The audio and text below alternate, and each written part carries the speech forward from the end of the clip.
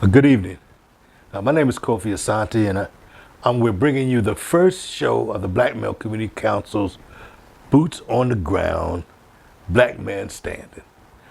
We're here today to be able to share our viewpoints in terms of our organization and the heroes that are inside of our organization. The Black Male Community Council of Philadelphia has been in existence since 2019 as a result of our president and CEO, Stanley Crawford's, the death of his son.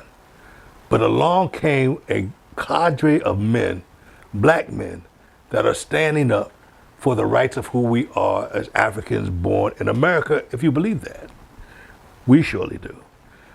And our first guest this evening, I'm very happy to say, is my brother Cordell, who is a fabulous brother, very well known in the community for healing the community. Good evening, Cordell. How you doing? How are you today? Hey man, I'm great, man. You know, I'm great like chocolate cake, tall like City Hall. I'm glad you came out and to share with our audience and those who be taking a look at who we are, about who you are as it relates to the Black Male Community Council, who you are as it relates to the community. Now, you have a great reputation as a healer and healing the community. Thank you. And your essence in terms of how you do that, from my perspective, is one of very caring and very nurturing and very understanding of who we are as Africans born in America. If you wouldn't mind, I'd like you to really talk a little bit about yourself from that perspective, and then to be able to I have some questions in terms of your relationship as it relates to the Black Male Community Council of Philadelphia. So if you could just tell us a little bit about Cordell. Okay, well, first of all, I'm blessed to be here. Okay, I'm one of the North Philadelphians who survived. You know, was in North Philadelphia till I was like my 20s, and then I was out on my own. Okay. You know, but I tell people the beauty of being raised in North Philadelphia is every day I saw somebody that I didn't want to be like. You know, a lot of negative examples, good people, but you know, the times, you know, when heroin was big and stuff like that. After that, I went to Temple. I was recruited from Philadelphia by Philadelphia Electric. And I went on to serve 26 and a half years with them. Okay. I was privileged to be one of the few black people who were in charge. And I tell people I've worked under, in, and on top of a nuclear reactor. So, in fact, I was the last person to do this test. And then they came out with a written test following what I did. And it was 200 pages. Wow. Yeah, you know, so I was privileged. And I left that to venture on my own. And I went to a computer school. And during that interim, I just took a test for the city. And funds ran low, and the city called. I answered. I did 15 years with the city as an electronic technician. Wow. You know, so that was interesting. You know, it's like a fly on the wall. I hear you. Did the sound jobs, and most of them with, you know, PR people. Okay. You know, not a fun job that way, but fun with working with the equipment. I hear you. And then I did sound at Love Park. You know, they called me well, they nicknamed me the sound doctor, or music doctor. Okay. And at the time, I didn't listen to much music, okay, but through my knowledge of what I call muscle testing, which is speaking to the universe, you know, and the universe would analyze the crowd. And I was buying CDs every week because of my, you know, my portfolio was about 10 CDs. Okay, I hear you. And I would ask the universe what would be good for the crowd. Okay. And it worked out fabulously. Music takes you back to when you were doing good. There was a lot of homeless people around there. you know, and they really enjoyed it. So much so that the city would turn on the sprinklers to get them away from, Okay. the venue. Okay. Wow. Which I saw no sense in that, but that's, everybody loved it. When I retired, the person who conducts the line dances and the DJ presented me with a gift, and I was shocked. Okay. I was just doing my job. But people would come, and I had access to bottles of water, and on my own, I would come out and bring enough for the line dancers because they're sweating, Okay. Sure, everything sure. like that. And my replacement was a sad replacement. People said, "We wish you were back." I said, "Well, I no longer work for the city. I'm retired now." Yes, but it was very interesting. I met some wonderful people in all facets. I guess my last,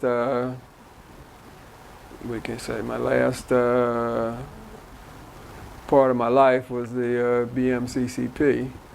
I still don't remember how I became a member, but I'm glad because my life has been filled with mentors. And this is just another step in my life, with you and Stanley. People say, how old were your mentors, And I said, all my mentors are younger than me. Wow. You can learn so much, and I've seen so many things that would be impossible. I was over in Jersey, and there was a Nana over there, and this great spirit came into the Nana, and he aged about 60 years and 30 seconds. So I've, through meeting people, I've just been blessed for their experiences to be shared with me. So, as a member of the Black Male Community Council, you say you don't remember how you got involved, right? Right. But specifically, right now, what is your involvement, and what specifically do you do when you go to work for the Black Male Community Council? Okay. Basically, I'm a worker, but in working, and I've always been known for this for the past 40 years, is to be able to distribute health information. I tell myself in my practice, as a Reiki practitioner, you open yourself up to the universe, and information just comes to me, and I just put it in a readable form and hand it out. I don't push it on anybody. I take that back. In the beginning, I would say, read this, but now I don't, I conserve my energy and just hand it out. But what I do is ask the universe, and this is in general handing it out, I specifically give information to a certain person. I ask if that person, what the person needs, and if I have it with me, then I'll hand it to them. So it's been interesting. But the BMCCP, boots on the ground, cleaning up North Philly, I'm from North Philly, right. 12th and Susquehanna, so I was almost in my stomping grounds, so it's been a wonderful experience, Now, let me ask you a question from your eyesight, right? In terms of the future of the Black Male Community Council, are there specific things that you see that we're moving to make change? Just our presence in different locations. When we were going out to where there had been some shootings, just the other night we supported Jamal, And that's the Hug the Block program, right? Yeah, 77 blocks in 77 days. And like I said, you meet interesting people and their backgrounds, and I try to absorb a little bit of everyone that I meet that's positive. Okay, I hear you. I hear you. And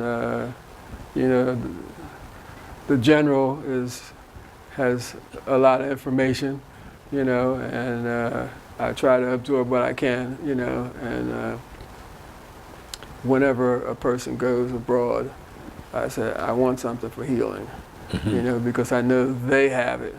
And through him, they help him heal, and the general helps all of us heal.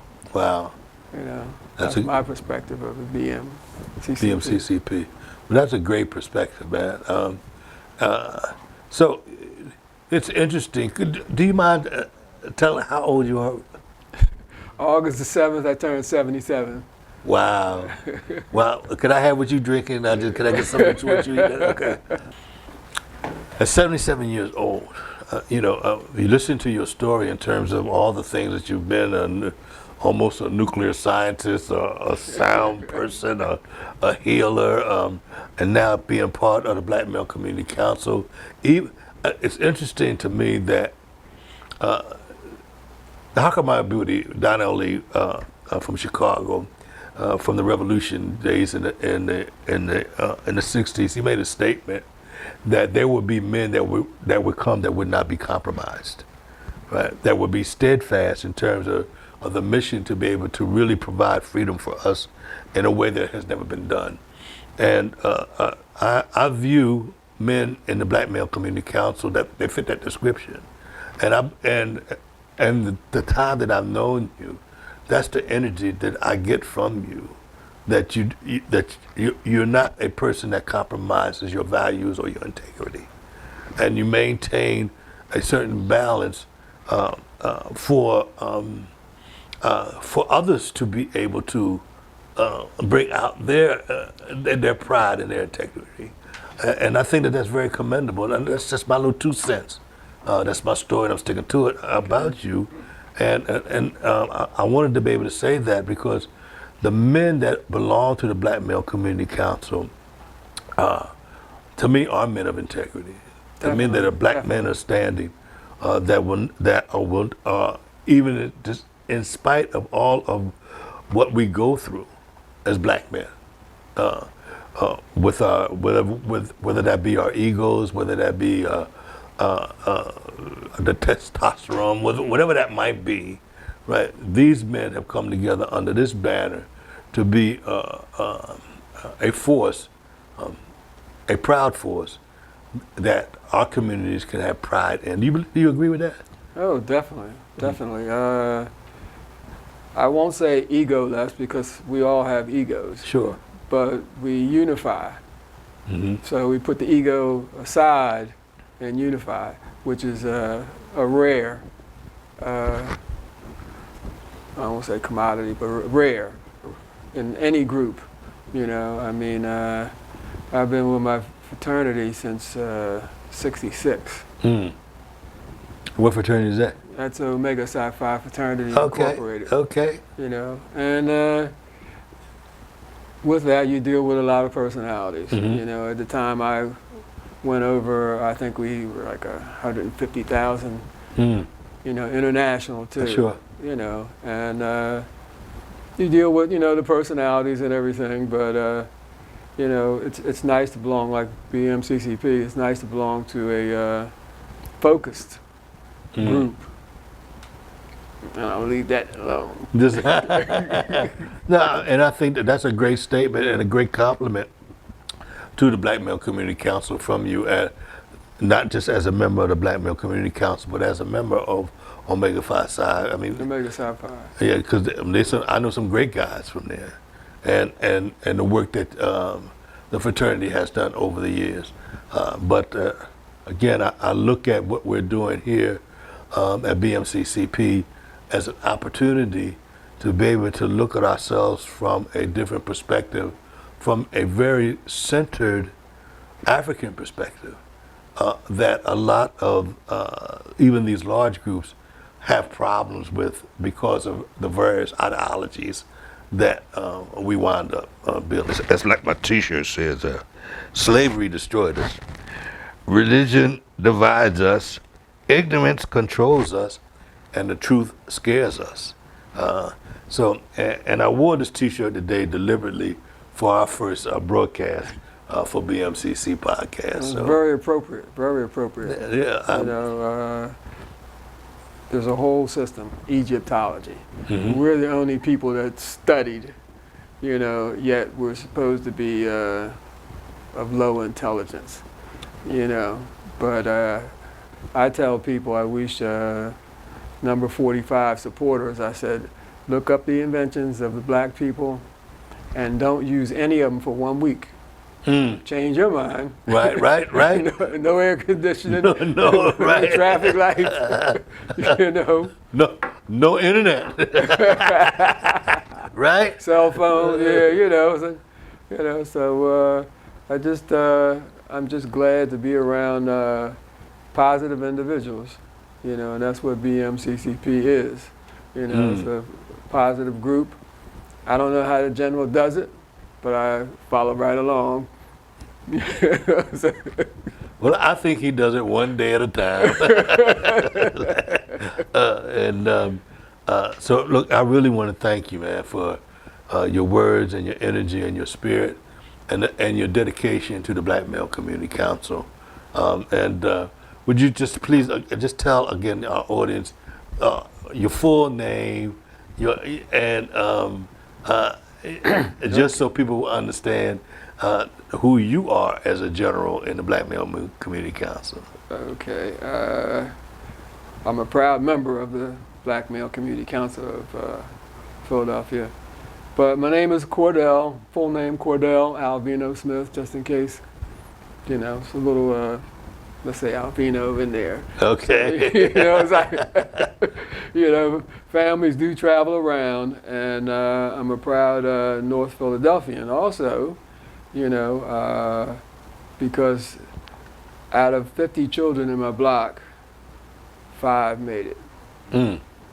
And for whatever means, the other 45 didn't, be it gang violence, Okay.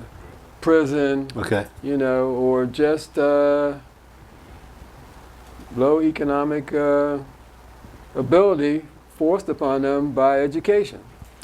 You know, some people would call that racial genocide, but I'm not going to be choice in words today. So it is what it is. If it walks like a duck and quacks like a duck, it's a duck. Okay, well, again, thank you so much, beloved. Okay, my pleasure, my pleasure. And hopefully this instills people to join, and as long as they're focused, that's the main thing that I have to say. Well, I'm glad you ended on that in terms of joining the Black Male Community Council. You can be able to see our website below and our telephone number, and you can contact us anytime. Come on and get involved. You can't sit on the sidelines. It's too important for our survival. Peace and blessings next time. Okay.